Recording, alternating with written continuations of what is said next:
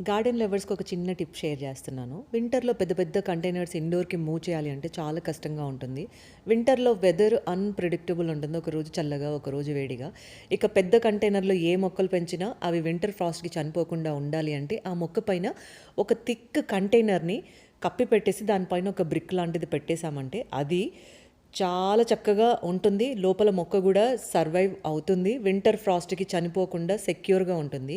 మీరు ఇలా చేయలేను అని అనుకున్నప్పుడు మీ దగ్గర ఒక థిక్ కవర్ ఉందనుకోండి. ఆ కవర్ తోటి మొక్కల పైన ఇలా కవర్ చేసి పెట్టుకోండి.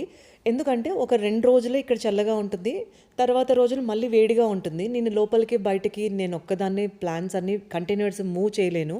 అందుకనే వీటిపైన ఒక థిక్ లేయర్ కవర్ ఇలా గాలి పోకుండా కప్పి పెట్టేశాననమాట. నిన్న నైట్ -1 ఉండే.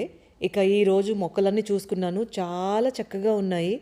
ఈ వింటర్ ఫ్రాస్ట్‌కి మొక్కలకి ఏమీ అవ్వలేదు. అన్నీ చాలా బాగున్నాయి. మరి ఇలాంటి మోర్ టిప్స్ కోసం మన ఛానల్‌ని సబ్స్క్రైబ్ చేసుకోవటం మర్చిపోకండి. నచ్చితే లైక్ చేసి ఎంకరేజ్ చేయండి.